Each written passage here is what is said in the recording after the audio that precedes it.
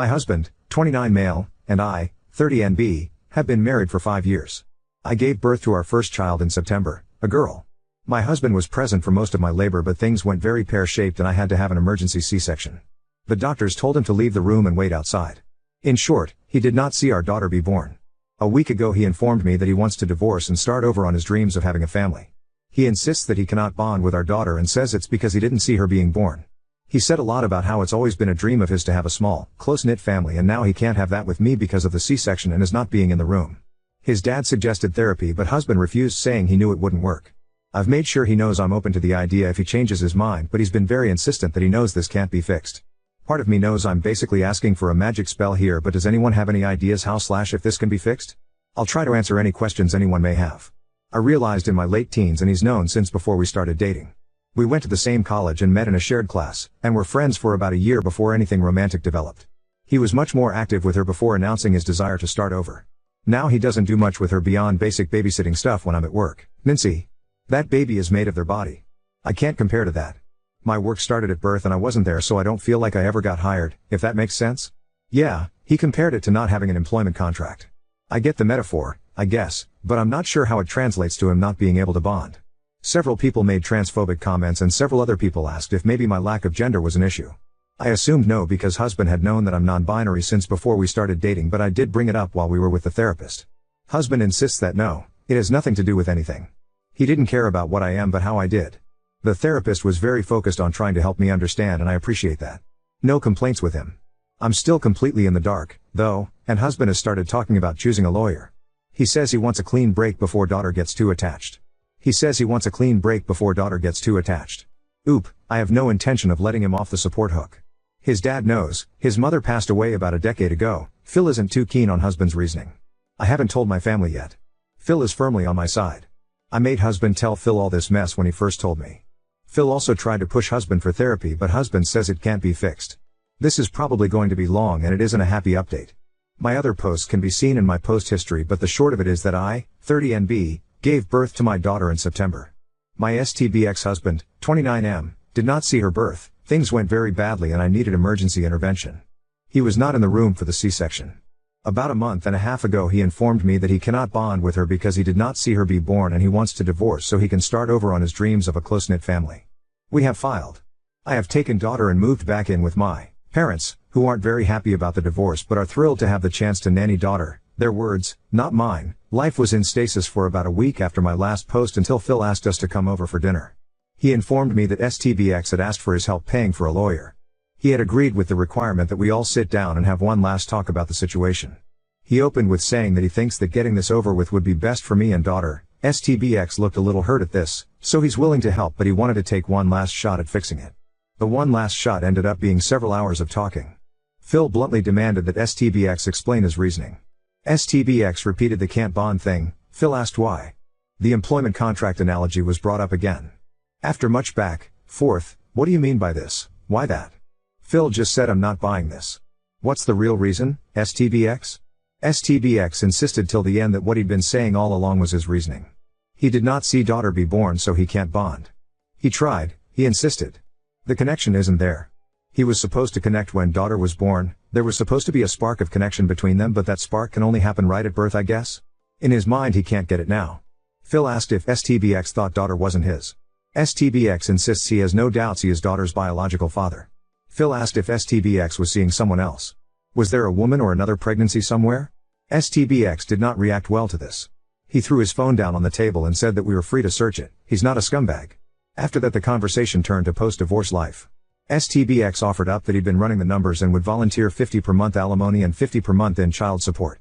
He doesn't have to do either, mind, because we're divorcing and he wants to cut all ties with the kid, but he wants to be fair. $50 in a limo. And why? Whatever, I have a job and a roof over our heads. I don't need it. $50 in child support? That is a lot less whatever. But I'm refusing to stress about it. The court will handle CS amounts. I'm making myself not be angry and let them deal with it. I admit I tuned out most of the rest of Phil's attempt to talk sense into his son after that comment. I think that was when the coffin finally nailed itself shut. I started packing when we got home and went to my parents' house the next day. I'm no longer talking to STBX, his lawyer talks to mine. We haven't spoken in almost 3 weeks. I don't think I need to tell you that he hasn't shown any concern for daughter, but here I am anyway. The day after I got there, my sister kidnapped me to her place. We got very drunk, daughter was with parents, not us, talked about everything, and I screamed a lot. I got most of it out of my system. After that we had more drinks and watched terrible horror movies. I woke up the next day with the headache from hell, but otherwise feeling better than I had in a long time. My job can't transfer me, just my luck, but I've been promised a glowing reference and I'm cashing out what little paid leave I have left to add to my savings. Phil asked after the failed conversation if I would be cutting him off. I assured him that he might not see us as much because of how far away my parents live and not knowing where I'll end up, but he's not getting rid of me or daughter that easily. He was very happy to hear that. So that's where I am. Papers have been filed, daughter and I have moved out of the house. I'm doing my best to ignore STBX's existence. Thank you all again for listening to me cry and complain over the past couple months. Update 2. My story can be seen in my post history, but the short of it is that my 31NB ex-husband, 29M, did not see my daughter's birth and decided that because he wasn't there he couldn't bond, so he and I are divorcing and he's going to start over. Daughter T, earned 1 this month. She landed on not as her first word. I suspect this is because Phil brought home a foster to adopt dog a few months back whose previous owners called her Not or Notter. Daughter loves the heck out of this dog, you guys. Phil sends me pictures of her every day to show to daughter. Ex-husband and I are just waiting on some final paperwork for the divorce to be complete. He has not contested anything. He did look the judge in the face and repeat the whole didn't see birth, can't bond thing. His lawyer did try and defend that claim. He presented studies that he claimed said things about damages to bonds when fathers weren't present and actively involved for everything but ex-husband was. He was there and active and involved my entire pregnancy, and was present for my entire labor until things went wrong. It wasn't a case of ooh hey you knocked someone up 5 years ago, now bond with this kid. Daughter was definitely less than an hour old when he held her for the first time, probably less than half an hour. And I had proof for this claim too. Among other things, I had pictures of the two of us at multiple prenatal appointments. Phil was also willing to file a statement talking about how ex and he were involved in my pregnancy. Needless to say, the judge was not impressed with my ex's lawyer's arguments. He tried to push my ex for therapy, made comments about how ex would regret this later. Ex stood stubborn with his I need to start over line. He has visitation per the paperwork. Care to guess if he's used it? He does also have to pay child support. If you've read my post history you might remember that he offered me a gigantic $50 a month. That's all he's been paying despite the judge ordering a lot more, so that's a fight I'm going to have to steel myself for. I'm surprised he started scanning out before the divorce was even final, but he did tell me and Phil that he's not a scumbag, so in his mind he's probably just keeping true to his word or something. He's shown no interest in daughter. No other children, pregnancies or potential partners have popped up either. As best Phil can tell, ex is single and not showing any interest in dating yet. I don't know how I feel, really. It would make more sense if he was cheating. It would be easier to have something solid to point to. Go fuck you into a tornado for making my life fall apart and then try to move on. But all lived evidence points to him honestly thinking he has to do this. I'm in therapy. I've found a place about middle of my parents and Phil, and I'm still doing freelance work. I would rate myself okay. Daughter is happy, healthy and kicking off. She will be fine. I plan to never speak to ex again once this paperwork is done. I just have to wait to be able to totally start over myself. Now on to second story. Mother-in-law gossiped about my inability to cook. After always supporting me, now I'm devastated and unsure if I should confront her. I, 20F, had a consensual arranged marriage to my husband, 23M, and we have a beautiful 6mo boy. My mother 45 and my mill 42F are childhood friends. My mom got married and moved abroad and lost all contact with her best friend. We moved back home in 2018. My mom got into contact with my mill in 2019 and they started catching up. My mom ended up liking my husband, who is the oldest son, a lot. But it was my mill who asked for my hand. We are religious, so my husband and I only talked under supervision of parents, and damn, I fell in love. He is smart, good looking and has a weird humor that I absolutely love. We got married pretty soon, which no one was expecting, but one thing led to another. The thing about me is that I cannot cook. I hate cooking or even being in the kitchen. I can do every other house chore, even laundry. My mom knew it and never forced me to be in the kitchen. In our culture, women belong in the kitchen, but obviously times are changing. My mom shared her concern on this and my mill SHR ugged it off, saying I am young and will learn if I wanted to. Emphasis on the wanted to, because throughout my first year of marriage she said that to everybody who asked if I knew how to cook. My mom's still worried because she didn't want my mill to throw remarks about this, because that is what most mills in my country do. I am also a student and also now a mother. It's hard to juggle all of this, which is why I try my best to take it easy on chores. I live with my in-laws and mostly do dishes or serve tea and biscuits to guests, and that is all. We also have a maid for cleaning the house and another maid for laundry. Many times, I have offered to make food for the family, but my mill always laughed and said that she wasn't that old. I boasted about her to everybody. Literally everybody. She is the kind of mill that girls in my country dream for. I have always loved her just like my mom and treated her as such. We do have some arguments, especially regarding the way I parent my son. She has some traditional views whereas I believe in facts. But we have both compromised on many things and it has been working very well. I have to emphasize on one more thing, and that is that my husband is not a huge fan of homemade food. He rarely eats at home and loves having food from different places. He also does his best to have healthy options. Multiple times whenever he comes home, there is no food left for him. There's 7 people in the family and they all eat a lot. So if someday, the food is really good, they finish it all up, because he comes home late at night. I feel very bad that my husband does not get his share, so I always volunteer to cook, but my husband just shrugs it off like it's just something he is used to and just orders something. I am sharing this to tell you that I have no obligation to cook because my husband does not mind not having homemade food, therefore there is no rush for me to learn because it's my job to look after him and not the whole family. Back to my mill. She never told me to cook. The few times I have cooked, it's because I force her to let me. Today, she went to my husband's aunt's house. The aunt lives very close to our house and visits almost every day. She loves my son and always comes to meet him. Today, my son was taking a nap when my mill left, and when he woke up, I decided to take him there too.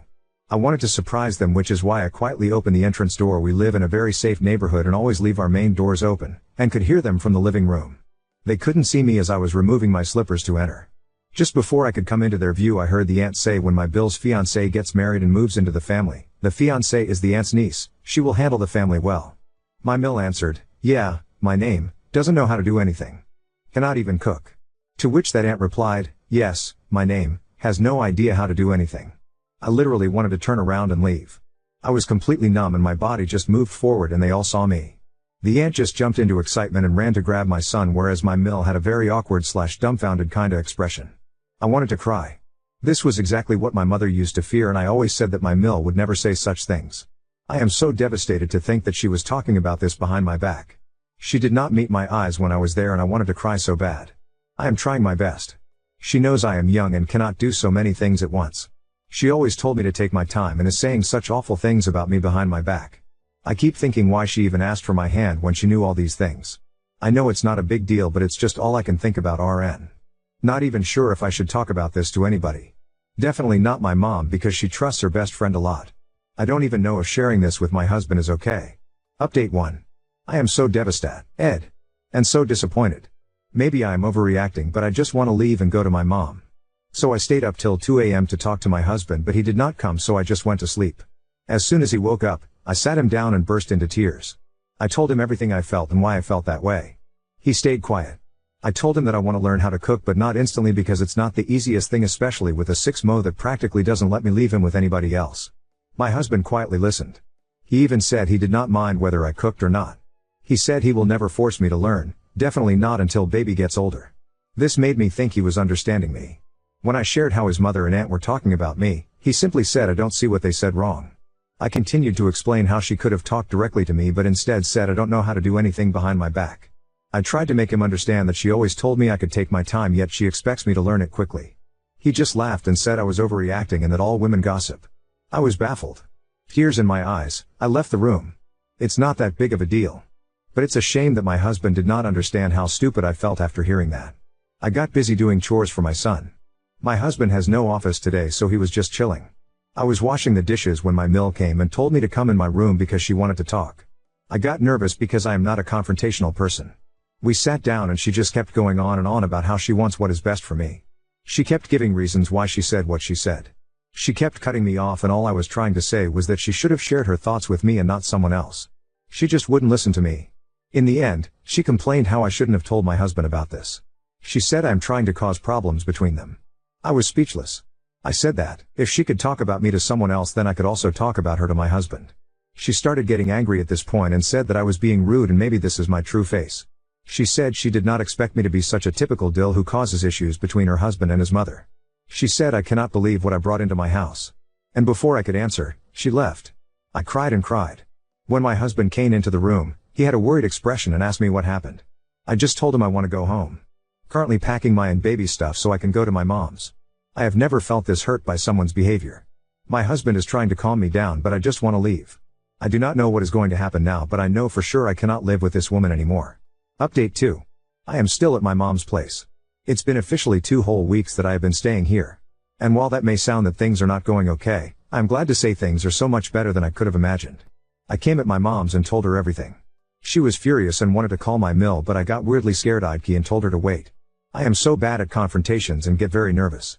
After 2 days of crying and crying, my mom had had enough and she talked to my Mill. Mill was very weird and kept trying to change subject, constantly saying that whatever happened is in the past now. I was so heartbroken. My mom was angry and told her that I would not be going back to that house ever again, and that finally broke my Mill, and she started apologizing for what happened. I know she was only apologizing because she wants to keep a good perception of herself around others.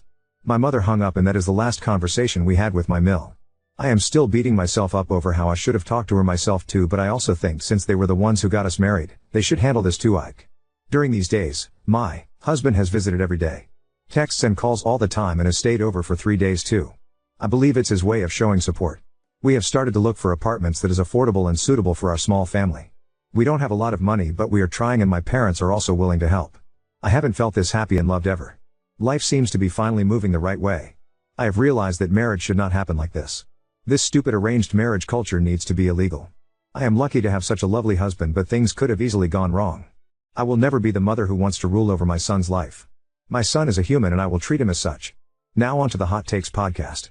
I like their advice and am very grateful they shared my story. However, I do not want to be the bigger person here. I just refuse to be. Because while I am sure I would be welcome to that house whenever, but these things will not go away. My Mill will be good for a little while, but I am sure she will go back to her ways. They were very kind in understanding me, and I am so thankful for all the advice in the comment section. I hope my little family stays mine forever.